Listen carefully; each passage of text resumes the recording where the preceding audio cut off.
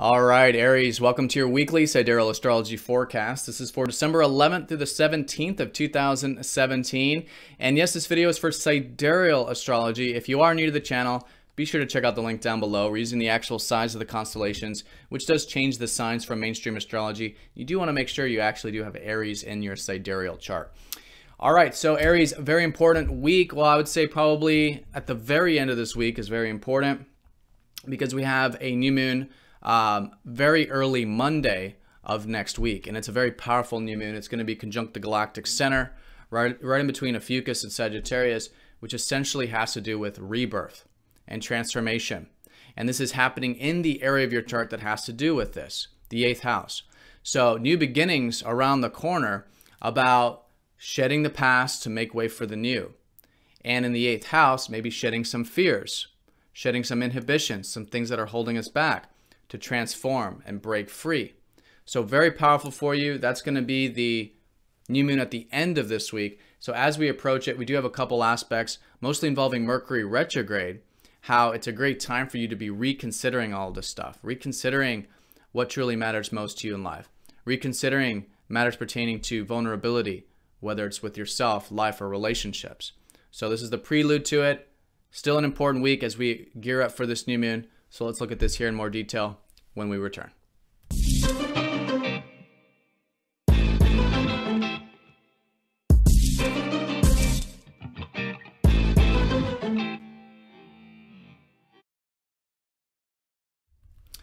All right, Aries, so here's your chart for the week. There's the new moon in your 8th house, right there at the end of Ophiuchus conjunct the Galactic Center. So this is the massive black hole we have at the center of the galaxy. And every time planets go over this very sensitive part of the sky, there's always a transformation. And with this new moon, it's suggesting a new beginning regarding transformation in our life. And so in your 8th house, this symbolizes breaking free from things that are holding us back. And usually the thing that holds us back the most is ourself.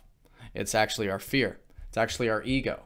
So it's like an ego death, right, for all of us, but especially in the 8th house for you, where it really is about sort of a threefold process, let's say. First, becoming aware of any fears we have or inhibitions, then accepting the fears or inhibitions, and then taking action in the face of those fears, right? This is the process of transformation. Now, I think the action will be mostly next week once we start to move forward with this new beginning. But this week, this weekend actually, as we approach it, we're going to be in the ending phase of this current cycle that we're in, this current lunar cycle. And so it's going to be very good to feel this, to get into the receptive energy over the weekend, to feel what this whole transformational new beginning is about. And then next week, taking action in the face of it. So I think this weekend, really good for awareness and acceptance and letting go, any aspect of ourself, or rather of our ego, that is still holding on tight to fear or comfort, really, when it comes to the 8th house. This is about breaking free from comfort to do the things that matter most to us in life. Now, this is also the house of shared resources.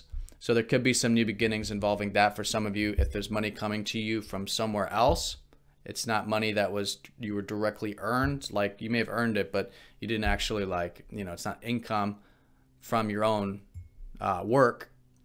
This could be some new beginnings involving this, such as inheritance, loans, things of that nature. Okay, so let's look at this week in terms of what's gearing up towards this new beginning. And essentially what we have is the Mercury retrograde is forming a couple aspects. Mercury is going to go over the sun Tuesday, Wednesday, and then over Venus around Friday.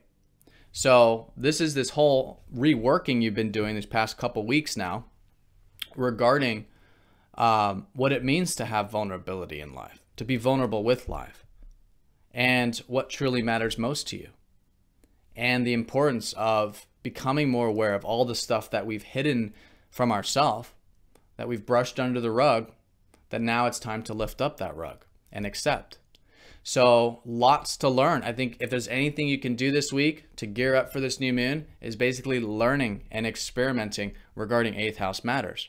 Try a bunch of new things, experiment. Obviously, it's Mercury retrograde, so have a plan A, B, C, and D. Don't get yourself into something you can't get out of, because information is changing. New information will change your path. But yes, be flexible, be adaptive, and learn. It's a fantastic week for that. In fact, Tuesday, Wednesday, there could be this illumination, this awareness of what we've been learning, in fact. All right.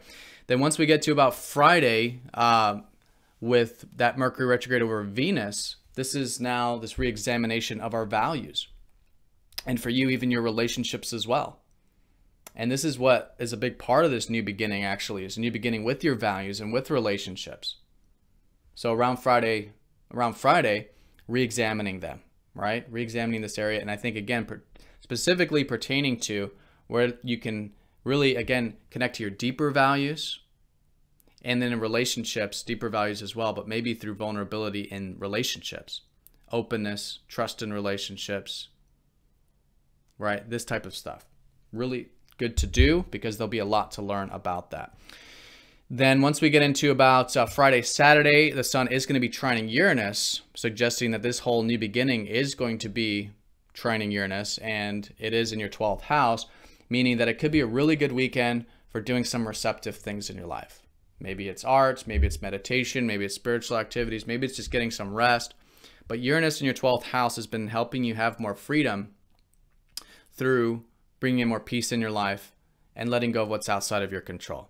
So it can be a very freeing weekend leading up to that new moon. But again, the new moon is a subtle time. And so this weekend will be at the very ending phase. Be really good to listen, to do receptive things, and meditate in this, getting in touch with this inner aspect of life and of our being. And through this, starting to feel what this new beginning actually means to us on a personal level, on a spiritual level. Because it is a very spiritual new moon. It's in the 8th house. It's a spiritual house, water sign. And there is this now rebirth that happens within that will then manifest externally as we go into next week. All right, so Aries, have a fantastic week. Thank you for watching. If you haven't yet checked out the yearly forecast, do check that out. I put those out last week. And I'm also running a holiday discount. So if you'd like a personal reading, there's a link on this page for 20% off readings for the holiday and New Year. All right, so Aries, have a great week. Thank you for watching, and I'll see you next time.